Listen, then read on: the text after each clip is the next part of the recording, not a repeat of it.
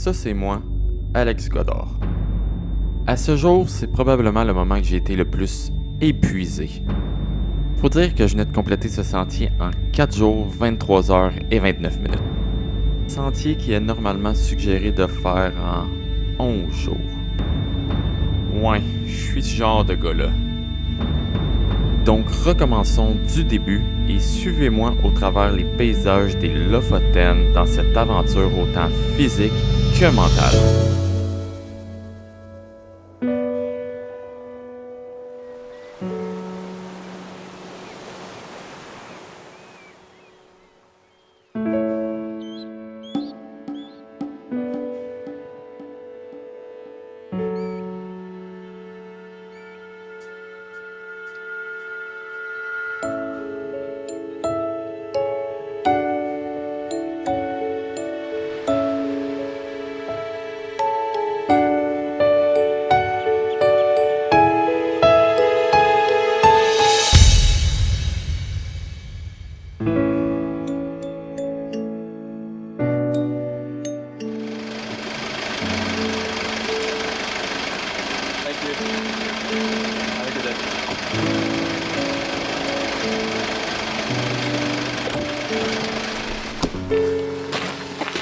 Dans 4 jours, 23 heures et 29 minutes, j'allais avoir le record de vitesse connu sur de longs crossings dans les Lofoten.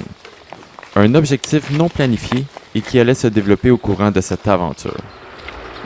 Je n'avais encore aucun doute de la beauté des paysages et du défi qui m'attendait.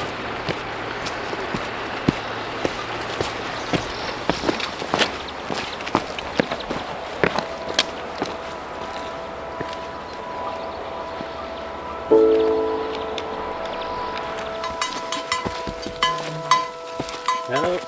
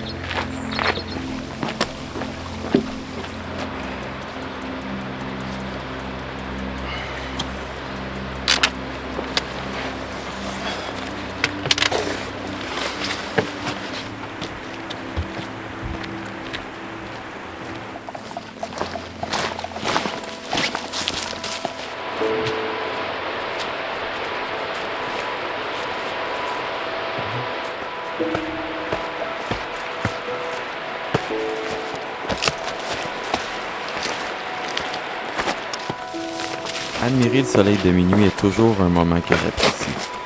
Tant pour sa beauté, mais aussi pour l'énergie que le soleil me donne. À ce moment, j'en avais besoin. J'étais à plus de 35 km de parcouru et ma progression ralentissait par le fait qu'il n'y avait plus de sentier et que j'ai été laissé à moi-même pour l'orientation. Est-ce que je suis vraiment à la bonne place? C'est donc bien humide ici. Comme qu'on dit, embrace the suck.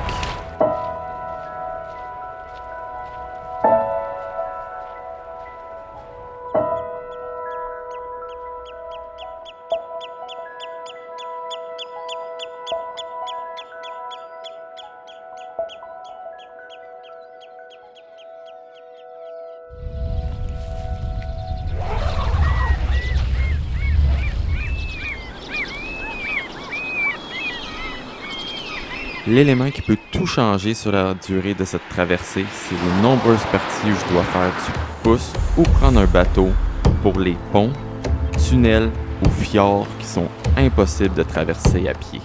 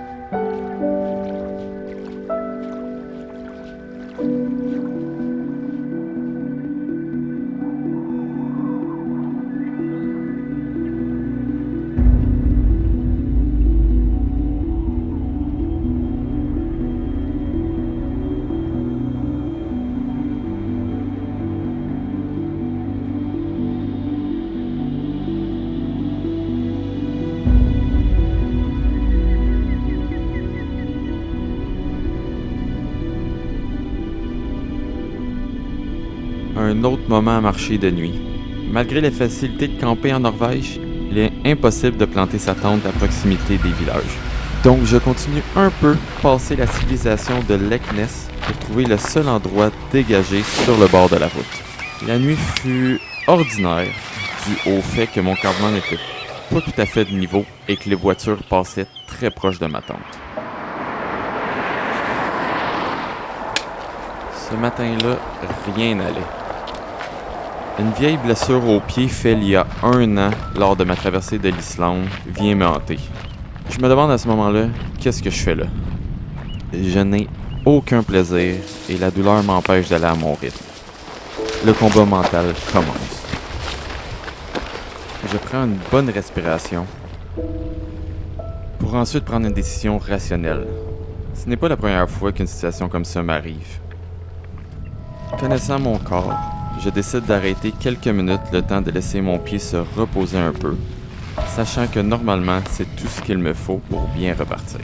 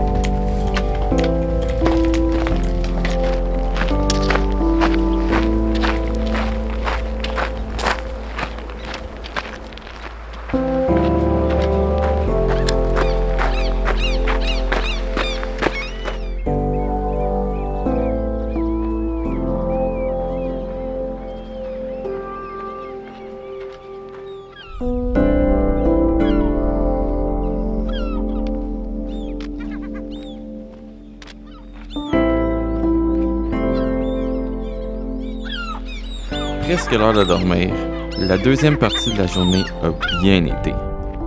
Je repense à toutes les recherches que j'ai faites sur ce sentier, et c'est à ce moment-là que j'ai la réflexion de ne pas me rappeler d'avoir vu quelqu'un le parcourir en bas de 7 jours. L'idée me passe par la tête, et si je finissais ce sentier en 6 jours? Et si j'établissais le temps le plus rapide connu? Ben oui. Je dois pas être le seul qui a des idées folles comme ça durant la nuit.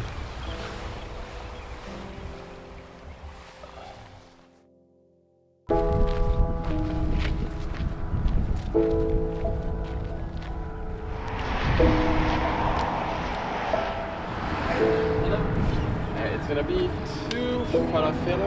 2 falafel, yep.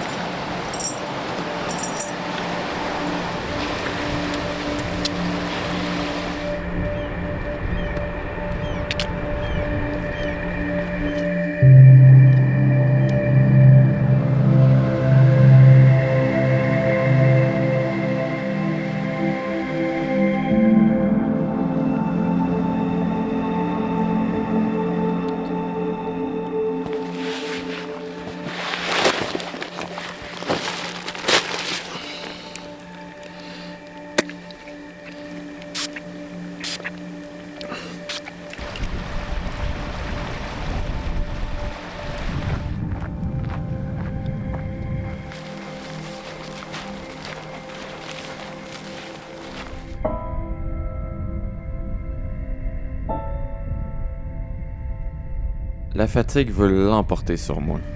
Je suis sur l'autopilote et je n'ai aucune énergie. Mais je me concentre pour continuer et me rendre près du traversier que je vais devoir prendre dans 12 heures.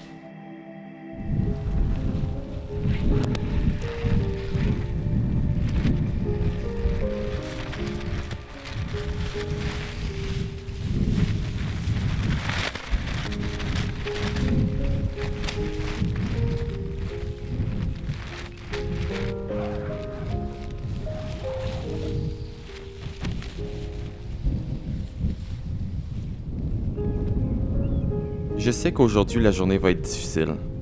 Je commence à manquer de nourriture, mais heureusement un couple de randonneurs me donne un peu de leur excédent qu'ils ont. Ça tombe bien parce que je suis déterminé. Il n'est pas question que je coupe la distance qu'il me reste en deux. Je finis aujourd'hui.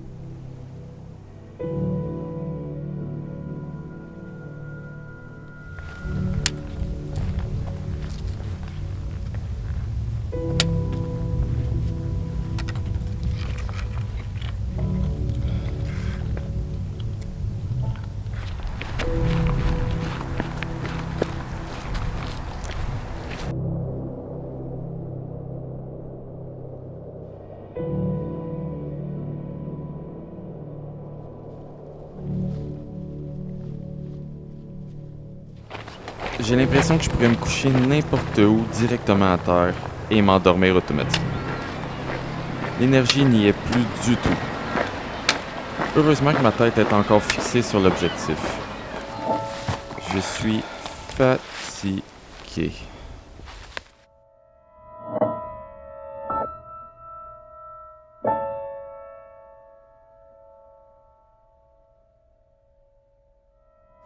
Ok, 2 minutes de sieste, c'est assez. Réveil, musique, un peu de la dernière bonne bouffe qui reste, puis je finis ce dernier 10 km.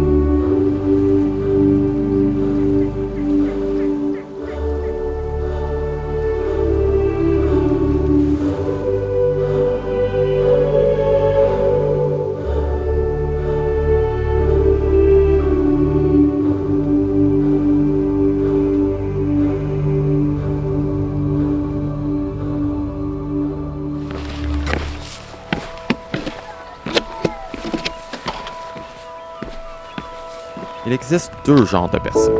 Les gens expressifs et les gens comme moi. En plus, l'épuisement est en son comble.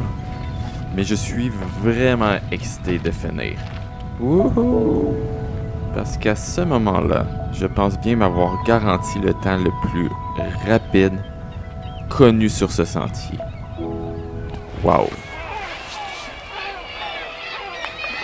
Close your eyes, hear the voice within, calling, This heavy load got under your skin. All in. To really live, you gotta die. Breathe in, breathe out. Hey, come alive. Breathe in, breathe out. Look at the colors around. Look at the colors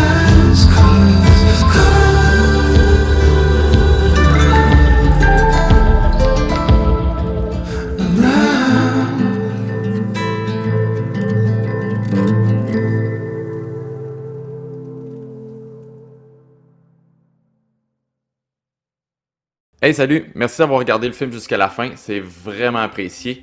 Donc on va faire ça simple, je vais passer à travers les points de comment faire cette randonnée-là, comment se rendre, la nourriture, les défis, où dormir. Donc je vais passer à travers tout ça. On peut commencer directement dans le vif du sujet qui est juste un petit peu en dehors de la randonnée, le fastest no time que j'ai fait. Donc c'était assez inattendu, c'était quelque chose qui était zéro prévu. Donc je suis vraiment content que mon temps soit maintenant approuvé sur le site de Fastest No Time. Donc 4 jours, 23 heures et 29 minutes. Comme je dis, si c'était pas prévu, l'avoir prévu, j'aurais fait des choses différemment. J'aurais sûrement en fait essayé d'aller encore plus vite.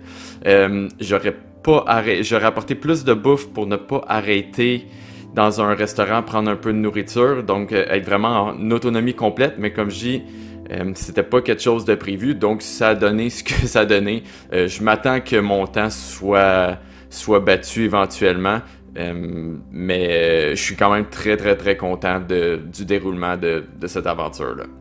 Donc, la suite. C'est où les Lofoten? Donc les Lofoten, c'est un archipel d'îles en Norvège. Donc, on peut voir Oslo est ici au sud de la Norvège. Donc, pour les Lofoten, eux, ils se trouvent au nord complètement. Ou pratiquement. Donc, c'est l'archipel d'îles tout ici. Le sentier en tant que tel, on peut voir, c'est en rouge. On peut voir aussi que il est coupé. Donc, ça, c'est le sentier suggéré par Rando Lofoten. C'est un sentier qui a été créé pour relier la plupart des points forts des Lofoten. Donc, le pourquoi qui est séparé, c'est qu'en fait, c'est des parties de route ou de fjords qu'on ne peut pas traverser à pied. Donc, on peut observer, dans le fond, c'est environ 160 km et environ 9000 mètres de dénivelé. Pour moi, ça a varié, ça a été un petit peu plus, mais ça va ressembler brièvement à ça. Donc, on peut voir, on passe vraiment par les montagnes, ensuite de ça, des bouts à suivre, les fjords, les vallées. On redescend, on remonte dans des passes de montagne, on suit des gros fjords. Puis c'est comme ça sans arrêt. La beauté des Lofoten est incroyable. Comment se rendre? Comme je disais, dans le fond, le Lofoten se retrouve vraiment au nord de la Norvège. Donc, pour se rendre, vous allez devoir prendre un avion jusqu'à Oslo et de là, prendre un autre avion jusqu'à Bodø. C'est aussi possible de s'y rendre en train, mais j'ai pas utilisé cette manière-là et c'est beaucoup plus long, donc je vais vous parler de la version avion. Donc de Oslo jusqu'à Bodø, qui est la petite ville ici, et de Bodø, ensuite de ça, vous avez plusieurs options. Pour ma part, j'ai pris l'avion à cet endroit-là jusqu'à Gjersvollheia. Donc il y a un petit aéroport ici. C'est plus dispendieux, mais plus rapide. Le temps était vraiment un enjeu pour moi dans ce voyage-là. Je n'avais pas grand temps, donc j'ai décidé de prendre l'avion jusqu'à Gjersvollheia. C'est plus facile aussi côté horaire d'avion. Ensuite de ça, sinon, vous avez deux possibilités de traversier. La première est de Bodø jusqu'à je vais massacrer, désolé. Moskienes, c'est la version la plus économique, mais par contre, c'est plus lent. Parce que dans le fond, c'est pas direct, vous allez probablement faire des arrêts au travers ça.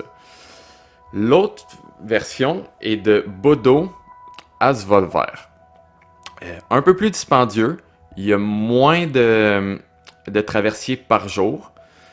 Par contre, ça va plus vite. Et si vous voulez la faire dans le même sens que je l'ai fait, donc du nord jusqu'au sud, vous arrivez à la bonne place de cette manière-là. Donc de Bodo à Svolvær. Donc pour vous rendre au début du sentier, la portion au nord, vous allez partir de Svolvær. Vous avez l'option de prendre un autobus, qui est l'autobus 300. Je vais parler de cet autobus-là plus tard. Mais cet autobus-là, suit la route 10. Donc, dans ce cas-là, il faudrait que vous débarquiez avant et vous fassiez environ 20 km sur le bord de la route pour vous rendre au début. Donc, c'est vraiment pas l'option que je conseille. Il y a quelques sites qui disent qu'il y a un autobus qui part de la route 10 et qui finit par se rendre au début, mais au moment que j'y suis allé, moi, cet autobus-là n'existait pas. Donc, j'imagine que ça dépend de la saison. Donc, j'ai utilisé le taxi.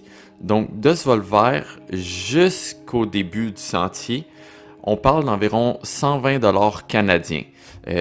Mais par contre, c'est la version la plus simple. Il y a beaucoup de taxis à Svolvær. Vous allez en trouver facilement au travers de la ville. Les points forts.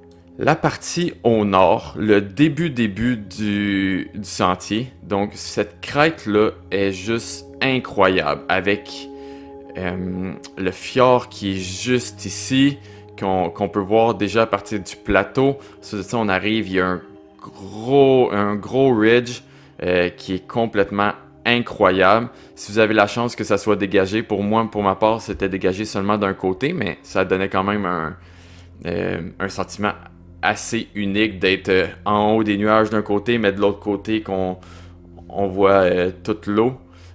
Donc, cette partie-là, incroyable. Ensuite de ça, une autre partie que j'ai beaucoup aimé est la partie juste ici. C'est quand même assez challengeant parce que la partie qu'on va retrouver ici est...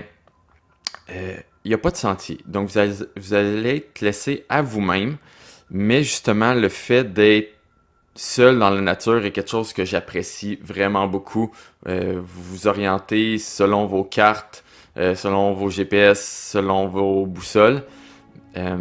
Mais c'est très beau. Vous allez probablement être seul à cet endroit-là. Et c'est un petit défi intéressant. Ensuite, vous allez avoir ce plateau-là ici avec le ridge est vraiment très beau. Encore une fois, vous allez voir toute la mer ici. Puis vous êtes sur un plateau complètement dégagé. Vous allez avoir un énorme ridge à votre droite en arrivant à cet endroit-là. Puis vous allez vraiment pouvoir voir des kilomètres et des kilomètres à la ronde. Ensuite de ça, un autre parti intéressant est à Napp. C'est une journée que j'avais trouvée difficile, mais le fait de suivre vraiment cette partie-là sur le bord de l'eau fait très changement du reste de toute la randonnée. Donc on est vraiment plus dans des roches, des grosses roches à suivre le bord de l'eau, à voir les montagnes de l'autre côté. Donc très très beau. Puis toute cette partie-là même quand on quitte, puis qu'on est vraiment on traverse au travers un pass, c'est magnifique.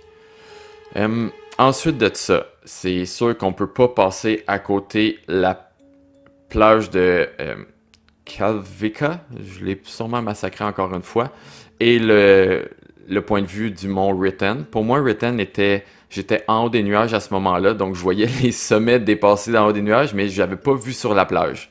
Mais normalement, de Ryten, on voit toute la plage en bas. Et quand on descend, ben là, on est sur la plage. C'est aussi un excellent endroit pour camper. C'est gratuit d'accès, puis c'est magnifique. Et pour finir, le dernier endroit que j'ai vraiment aimé, c'est toute la partie autour du fjord de Fjords, quelque chose de même, là. Donc, ce fjord-là, on arrive, il faut prendre un traversier pour cette partie-là. Mais en arrivant à cet endroit-là, l'immensité de ce fjord-là, puis quand on continue de l'autre côté aussi, d'avoir ça juste derrière nous, c'est magnifique.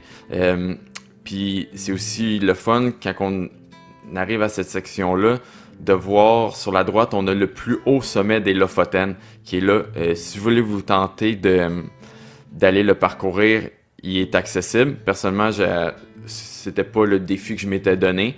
Donc, on le voit quand même, il est là, il est très présent, puis on va l'apercevoir pendant quelques kilomètres. Donc, c'est magnifique.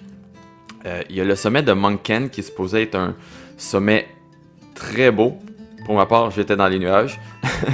Mais ça reste c'est un point de vue assez populaire qu'on l'a vu sur l'ensemble. Donc sur le plus haut sommet d'un côté, le fjord, le petit village de Ryten de l'autre côté. Donc c'est très très très beau. Le principal mauvais côté que je trouve de cette randonnée-là est les parties de route, de tunnels et toute cette logistique-là de transport. Donc c'est quelque chose qui rend un peu le sentier imprévisible. Donc, de ne pas savoir combien de temps qu'on va attendre pour faire du pouce. Est-ce qu'on prend l'autobus? J'aime dépendre seulement de mes pieds pour les sentiers. Donc, c'est une petite affaire qui m'a sorti un peu de ma zone et qui me fait moins apprécier le sentier. Où dormir?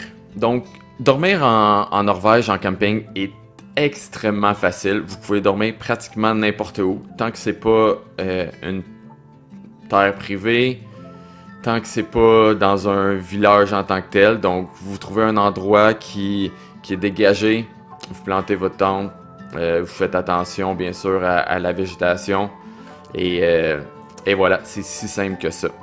Il va y avoir quelques endroits où dormir en hôtel, mais ils sont extrêmement minimes. Et il faut savoir que la vie en Norvège est quand même dispendieuse, mais la vie dans les Lofoten est encore plus dispendieuse. Donc, pour ça, je vais lier aussi avec la nourriture parce que ça va être les mêmes points. Donc, la ville de Gjersvollheia va être une des villes que vous allez pouvoir faire un détour si vous voulez pour aller dormir dans un hôtel et pour aller vous chercher de la nourriture. C'est aussi sûrement votre point de départ avant de partir, donc vous pouvez faire votre épicerie ici. Ensuite de ça, si vous ne faites pas le détour pour cette place-là, vous n'allez pas avoir grand-chose. Il va y avoir quelques peut-être terrains de camping ici au nord qui sont très très très dispendieux sur le bord de la route. Mais ça va être absolument tout. Ensuite de ça, vous allez être laissé vraiment à vous-même pendant un bout jusqu'à Leknes. Leknes, c'est une petite ville. Ici, vous allez trouver tout ce qu'il vous faut. Donc, hôtel et nourriture. Les épiceries vont être ouvertes. Il y a vraiment tout ce qu'il vous faut. Personnellement, ça m'a pas donné. Moi, je suis arrivé à cet endroit-là de nuit. Donc, j'ai juste passé tout droit. Après ça, vous allez encore une fois rien rencontrer. Juste que il y a un petit complexe. C'est même pas un village. Je dirais que c'est un village hôtelier quasiment. Donc, vous allez avoir des petits refuges que vous pouvez louer. Et il y a un petit restaurant qui est très, très, très dispendieux. J'avais pris à cet endroit-là une patate et 2 cokes et ça m'avait coûté 35$ canadiens. Donc c'est très dispendieux, mais ça peut être un arrêt intéressant à avoir à cet endroit-là. Parce que après ça, vous allez être encore un autre 12 km avant de vous rendre. Vous allez pouvoir faire un détour vers le village de Ramberg qui va avoir encore une fois un petit épicerie. Par la suite, rendu juste de l'autre côté de ce pont-ci, il y a un petit food truck qui est juste incroyable. C'est pas dispendieux, mais pas si dispendieux que ça, contrairement au reste des Lofoten. Donc, très bien placé, super bon. Donc, ça peut faire du bien pour le moral ou si vous voulez juste vous ramasser quelque chose sur le pouce. C'est très bien placé. Je crois qu'il est ici exactement, en fait.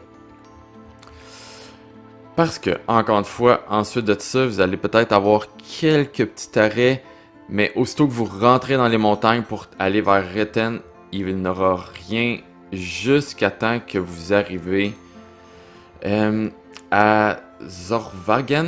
Donc, quand vous sortez des montagnes après avoir pris le traversier. Donc, vous avez quand même pratiquement un 10 km avant de vous rendre là, à partir de quand vous quittez le traversier.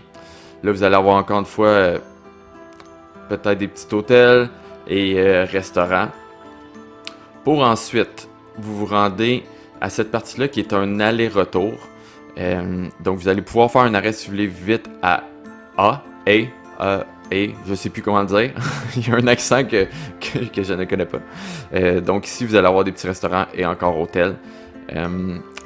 Puis de là, vous allez pouvoir partir faire la dernière partie. Et ça ressemble à ça. Après ça, vous revenez à A. Si on parle d'alternatives, moi, je vous conseillerais, dans le fond, la traversée peut être quelque chose de très intéressant en tant que tel, mais si vous êtes limité dans le temps, si vous trouvez peut-être que c'est un trop gros défi, si vous voulez le faire peut-être plus relax, je vous conseillerais peut-être de louer une voiture. Je crois que c'est la meilleure manière de visiter les Lofoten. Ça change complètement de ce que je dis d'habitude. Habituellement, je dis toujours de faire un sentier du début à la fin d'un endroit. C'est vraiment une façon très unique et spéciale de visiter une région. Mais pour toutes les sections de route, ça m'a un peu enlevé l'envie de conseiller cet endroit-là. Pour le visiter de cette manière-là. Donc, je vais vous parler de l'autre alternative, c'est de louer une voiture et de faire certaines sections, donc de faire peut-être des boucles, des allers-retours, faire des overnight, donc coucher une nuit, revenir à la voiture. Je crois que ça pourrait être une version très intéressante. Comme ça, vous allez visiter seulement les endroits les plus magnifiques, skipper les endroits qui sont peut-être un peu plus longs. Mais vous allez en avoir 100% pour votre argent. Puis autre chose, comme que je parlais, pour camper, c'est très facile. Mais c'est aussi la même chose pour dormir en voiture. Donc les vannes, c'est très facile de se trouver des endroits et dormir tout simplement sur le bord de la route. Il y a beaucoup d'endroits dédiés à ça. Ensuite de ça, l'autre manière, ça serait aussi en autobus. Donc, vous prenez l'autobus, vous avez votre tente, vous dormez dans des hôtels. Il y a l'autobus 300. Elle fait la traversée complète. Donc, elle part de A, puis en fait, elle se rend même jusqu'à en dehors des Lofoten, mais jusqu'à Narvik ici. Mais c'est pas tant nécessaire. Donc, elle suit la route 10 tout le long.